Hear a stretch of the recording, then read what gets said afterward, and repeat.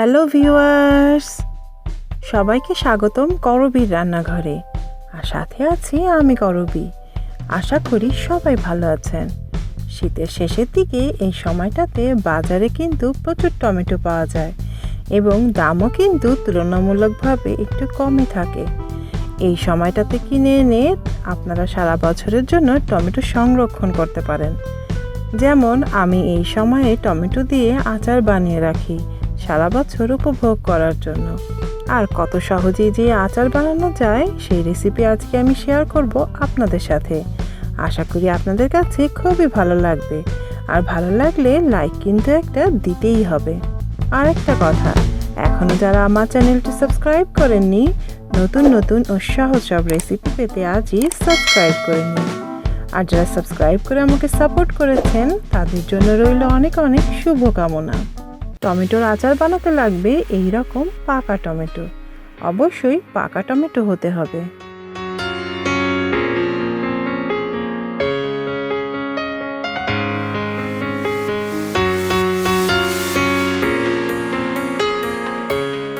ভালোভাবে ধুয়ে 4 টুকরো করে কেটে নেব। যদি আপনার টমেটোগুলো ছোট হয় তবে 2 টুকরো করে নেবেন। খুব পাতলা ও ছোট ছোট করে টুকরো করবেন না, তাহলে কিন্তু আচার বানানোর সময় টমেটোগুলো গলে যাবে। একটু বড় বড় করে কাটলে আচার বানানোর পর দেখতে খুব সুন্দর লাগবে।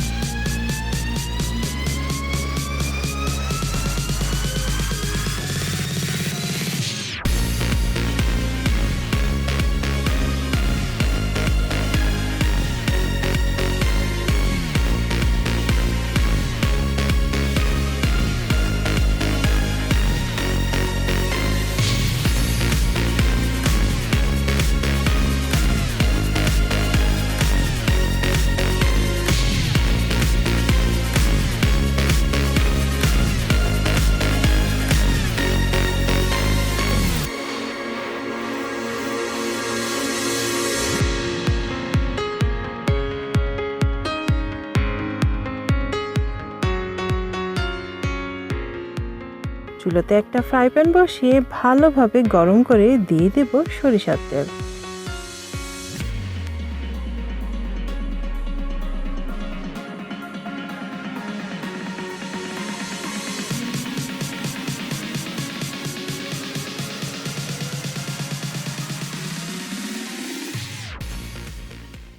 এখানে 2 কাপ সরিষার তেল দিয়ে দিলাম।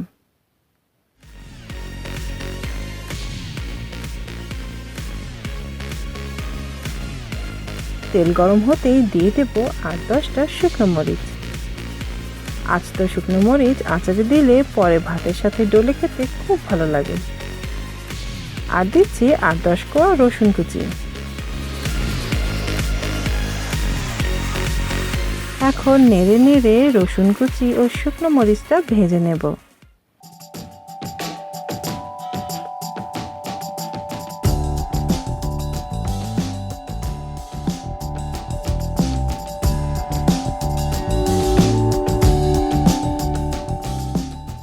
রসুন কুচি ও শুকনো মরিচ একটু ভাজা ভাজা হলেই দিয়ে দেব কেটে রাখা পাকা টমেটো। একটু নেড়েই দিয়ে দেব স্বাদ মতো লবণ।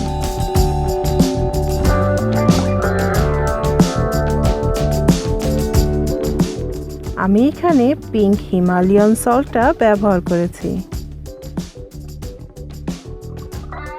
1 টিস্পুন দিয়ে দিচ্ছি ভেজে গুঁড়ো করা 5 ফোড়ন। 5 ফোড়নটা ভেজে গুঁড়ো করে আচারে দিলে আচার খেতে যেমন টেস্টি হয়, আচারের কালারটাও কিন্তু খুব সুন্দর আসে। হলুদ গুঁড়ো দিচ্ছি 1 টেবিল স্পুন।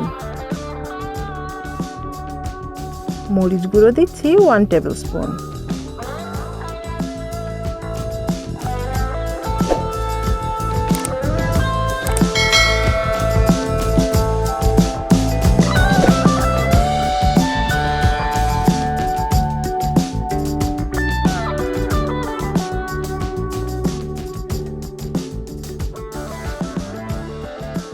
চিনি দিচ্ছি 1 টেবিল স্পুন। নেড়ে চেড়ে সব কিছু ভালোভাবে মিশিয়ে নেব।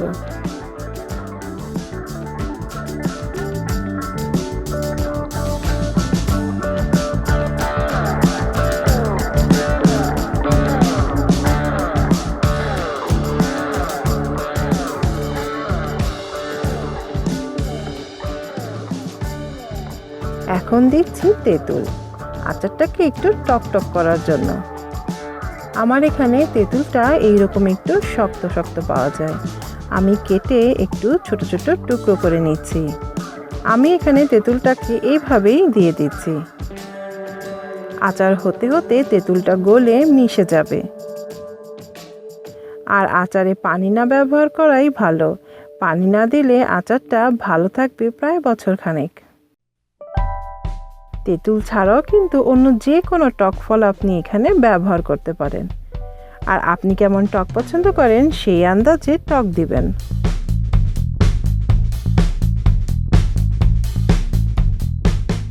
সরিষা বেটে নিয়েছি সাদা ভিনিগার দিয়ে। দিয়ে দিচ্ছি 2 টেবিল স্পুনের মতো সরিষা বাটা।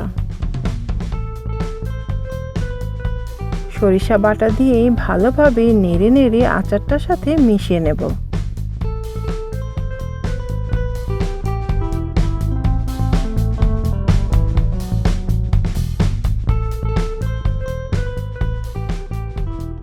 এরপর আচারটা আরও প্রায় মিনিট 10 নেড়ে নেড়ে রান্না করে নেব।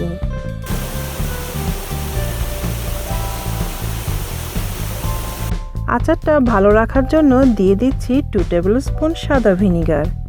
আচারে ভিনিগার দিলে আচারে কিন্তু ছত্রাক পড়ে না।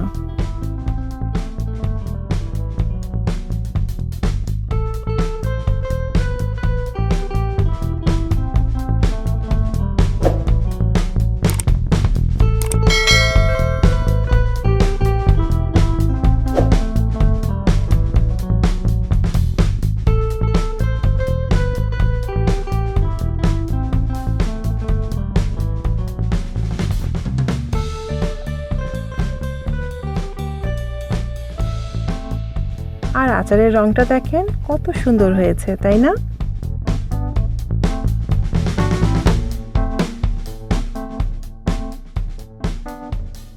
আর একটু বড় বড় করে টমেটো কেটে নেবার কারণে টমেটো এখনো আস্তই আছে।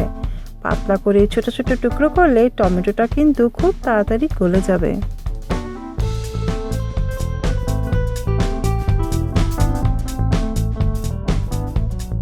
আর আচারে যে তেঁতুল দিয়েছিলাম সেটা কিন্তু সিদ্ধ হয়ে আচারের সাথে প্রায় মিশে গিয়েছে।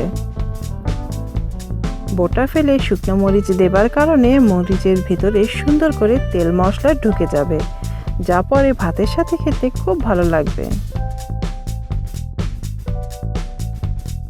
প্রায় 15 মিনিট নেড়ে নেড়ে আচারটাকে রান্না করে নেব। এই সময় লবণটা ঠিক আছে কিনা সেটাও একটু চেক করে নেব।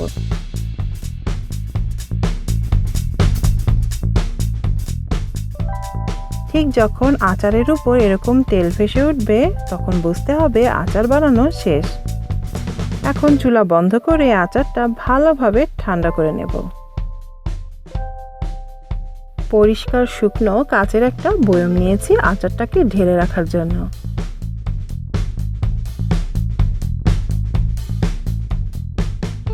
ভালোভাবে আচারটা ঠান্ডা করে নিয়েছি। এখন বয়মে ঢেলে নেব।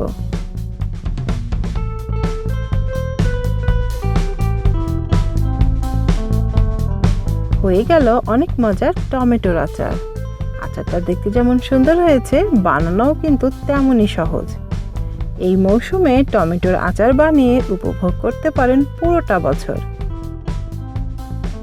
ঘরে অবশ্যই বানাবেন। আর ঘরে টমেটোর আচার বানালে কেমন হলো সেই ছবি শেয়ার করতে পারেন আমার ফেসবুক পেজে। যে কোনো রান্নার রেসিপি, ছবি, ভিডিও শেয়ার করতে পারেন আমার রান্নাঘর গ্রুপে। আশা করি আপনারাও বানাবেন। আর আমার রেসিপিটা শেয়ার করতে পারেন আপনার ফ্রেন্ডস ও ফ্যামিলির সাথে। আর লাইক, শেয়ার ও কমেন্ট করে আর আমার চ্যানেলটি সাবস্ক্রাইব করে আমাকে সাপোর্ট করার বিনীত অনুরোধ রেখে আজকের মতো বিদায় নিচ্ছি। আবারও দেখা হবে নতুন কোনো রেসিপি নিয়ে। আশা করি সবাই ভালো থাকবেন। আর ভিডিওটি দেখার জন্য সবাইকে অসংখ্য ধন্যবাদ।